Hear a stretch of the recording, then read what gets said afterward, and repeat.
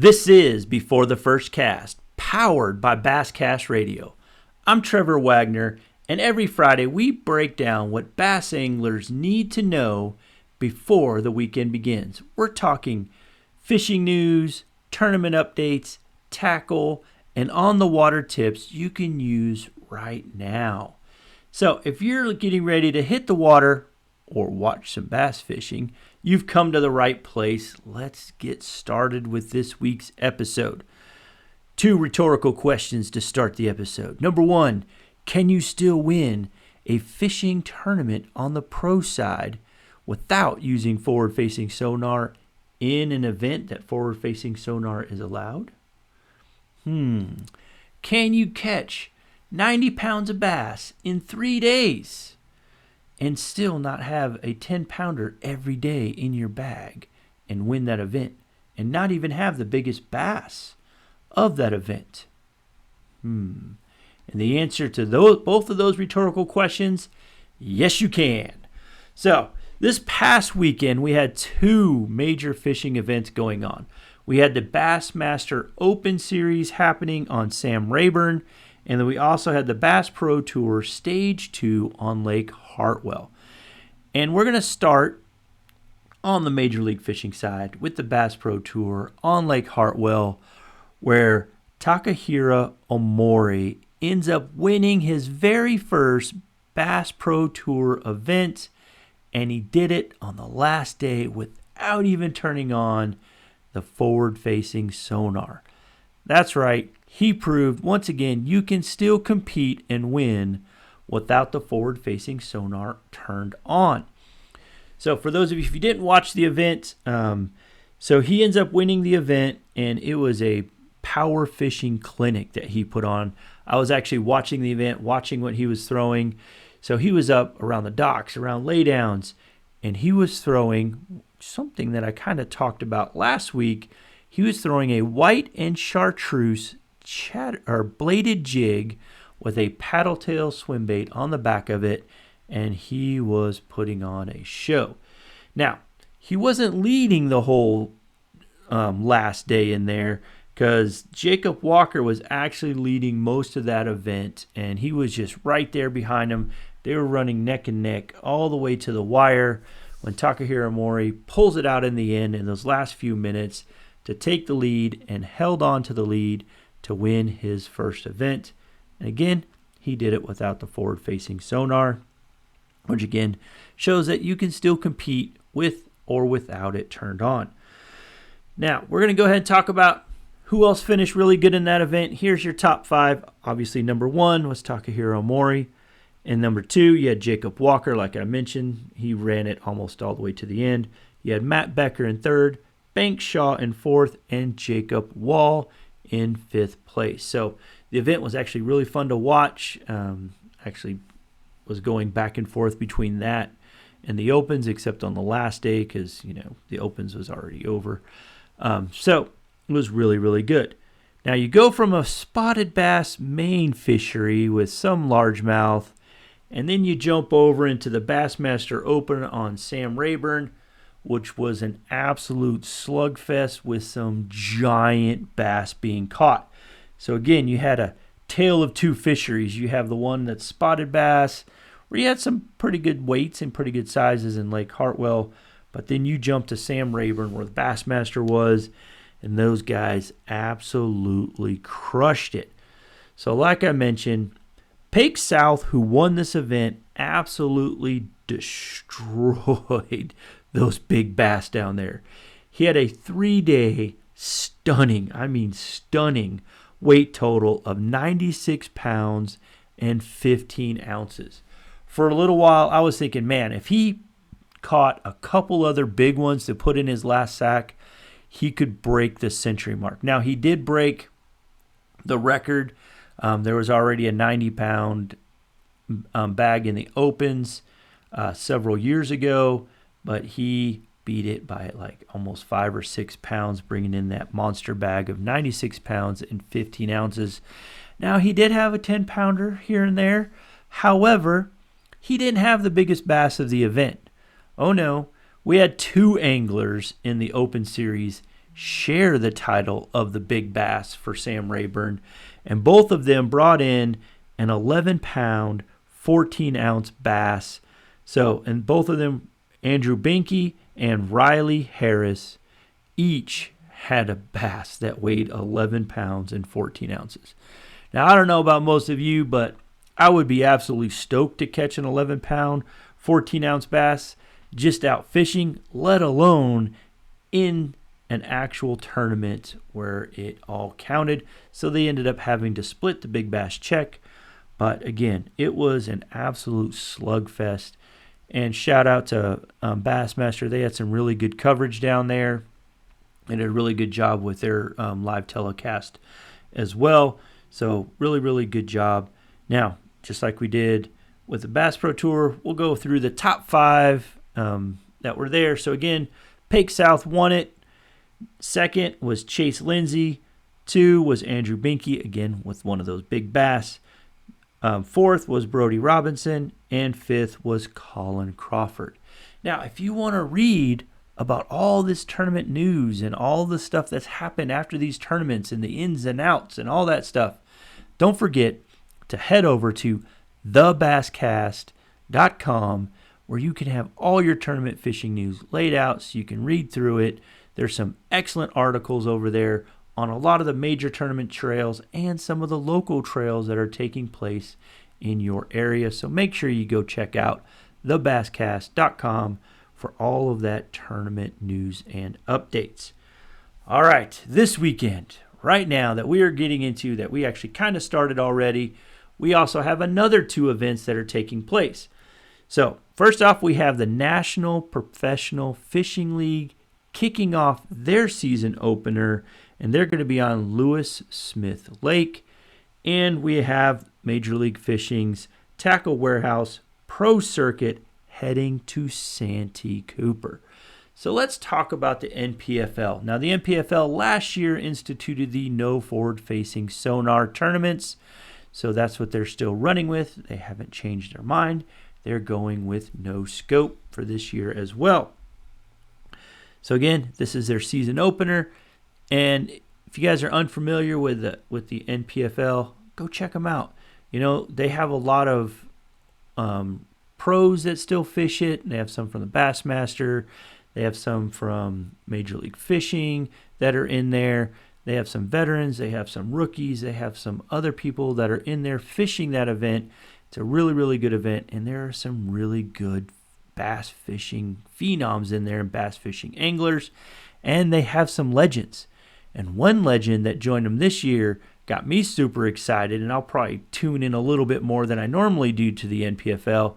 That is none other than the legend Rick Clunn. He has joined the NPFL this year, and he is going to be fishing that circuit.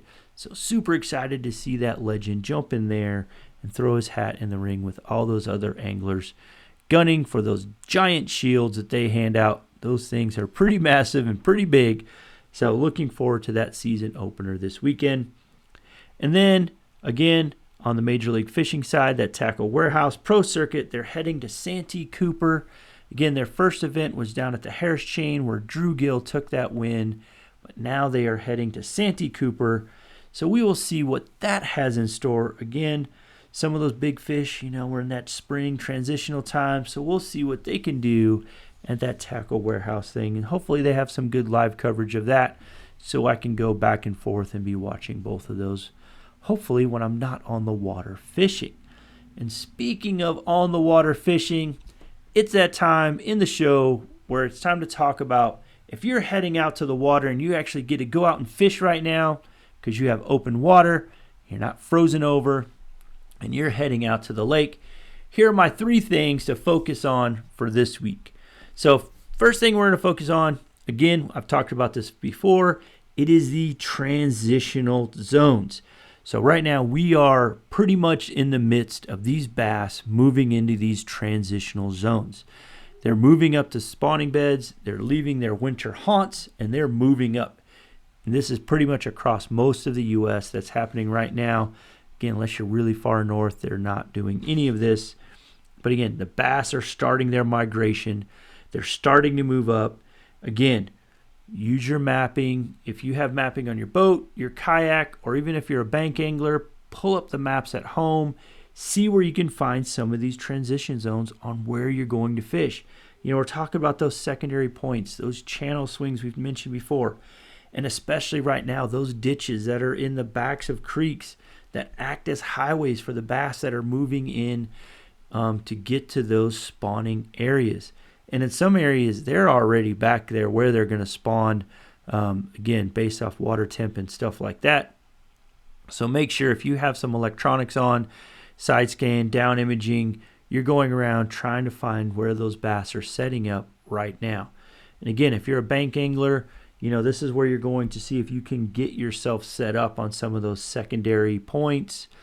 Maybe you can get in those backs of those creeks or those ditches and start fishing those areas to try to cut those bass off and catch them as they're moving up to their spawning flats.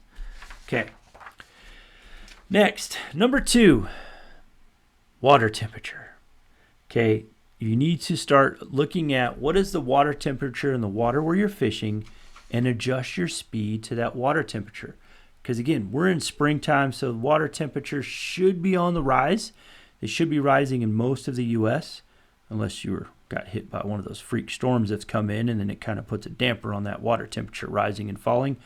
But we are starting to see more daylight hours, and the more daylight hours we have, the more sun is hitting that water, which means if you have more daylight hours, your water temperature should start to rise. So again, keep an eye on your water temperatures, because again, a lot of times that will dictate your presentation that you're presenting to the bass. Because cold water, as we typically know, means you need to slow down a little bit. It doesn't mean you come to a dead halt when you're fishing, or you're throwing a jerk bait and you're just hitting it once or twice and letting it sit for 30 to 45 or even a minute. No, it just means you might have to slow down a little bit more. So again, casting your jerk bait out, jerk, jerk, pause for like 5-10 seconds, jerk it again, move it back. But it also means those colder water temperatures might mean you need to drag your jig instead of hopping it. You may have to drag it a little slower. You're throwing a Carolina rig or something like that, you're going to have to drag it a little slower. Okay, you're not going to be burning it through. But if you have good water temperatures and your water temperatures are starting to warm up and you see that the bass are and the other fish that are out there are getting more active, again, that's where you're going, the lipless crankbaits, perhaps even a spinnerbait around some of those laydowns. Bring back the spinnerbait. Also, bladed jigs. Takahiro Omori, like I said, did it with a chartreuse and white bladed jig with a paddle tail swim bait on the back. So again, that's what you're going to start doing, and you're going to move it down. You're going to depict, based off those water temperatures and how active those bass are, how fast you need to be moving that bait and presenting it through. Sometimes, guys, that's just trial and error, whatever water you're on. But just know that water temperature is still cold. It's going to be on the rise soon, so you'll be able to move a little bit quicker through the water column. All right, last tip. Tip number 3. This is springtime. Spring weather, for most of us, is chaotic. You can never really tell what the weather is going to bring from one day to the next, sometimes even in the same day. So you always need to be monitoring your weather and the barometric pressure. Because again, barometric pressure does play a little bit of a factor on these fish when you're out there. At least from my personal experience, I have seen it. So if you have those clear sunny days, and it's been clear sunny for a few days, that water temperature is a little warmer. So the fish are going to be actually moving to those shallower zones a little bit quicker, getting them there, sometimes making them a little bit more aggressive. But then you have those cold fronts that come in, because again, we're in spring, and those cold fronts will come in. And again, when they move in, sometimes that'll then take those bass and move them tighter to cover, make them a little bit more lethargic. Maybe they're not so hungry to eat like they normally are. And so that is when you have to change your presentations. Perhaps if you're after that front has already moved in and they're being real finicky, you're going to have to really slow down or really change it up. Possibly have to throw a drop shot or something along those lines to get the bass triggered to actually eat. So again, watch the weather, because not only can it be chaotic and force those bass to either be aggressive or to shut them down, which if you watch the Gunnersville event and some of these other events where the cold weather and the weather has changed it, if you're watching them, you can see those changes and those anglers struggling as well. So you're not alone out there. So what I've learned is if I'm watching the weather from personal experience, when I'm fishing, if I can get in and get out there the day before the front moves in or even a few hours before I know that front is going to hit, a lot of times I can catch a lot of bass and I have a really, really good day. But if I go out there after that front's moved in or it's been in for a few hours and that's the only time I can get out on the water, I know that it's going to, usually I have a slower fishing day and it's a little bit harder to catch those good quality and good bass and get them in the boat. So that's my 3 tips for you guys heading out this weekend. Hit those transition zones. This is the time to be catching those bass off guard. So feeding up, getting ready to go to spawn. Get those big girls, as Sam Rayburn proved. You can catch these big girls as they're moving up, getting ready. Okay, adjust your speed. Number 2, adjust that speed according to your water temperature. Again, this is that trial and error. You got to see what those bass are after, what they're triggering based off of your water temperature. And number 3, monitor the weather and the barometric pressure, not only for the fish, but for your safety. Because if you're out on a big lake and that swell starts coming in and that wind picks up, those lakes can get pretty dangerous, whether you're on a boat or a kayak. So make sure you're always watching the weather and being mindful of what is going on out on the water. All right, guys. Well, before your first cast this weekend, what's that one decision that you're going to make to help you put more bass in the boat, in the kayak, or on the shore? Well, that's it for this week's episode of Before the First Cast on Basscast Radio. If this helped you prepare in any way, make sure you do all the things, follow, subscribe, and come back every Friday. I'm Trevor Wagner. Remember, fish smart, fish prepared, and we'll see you before the first cast.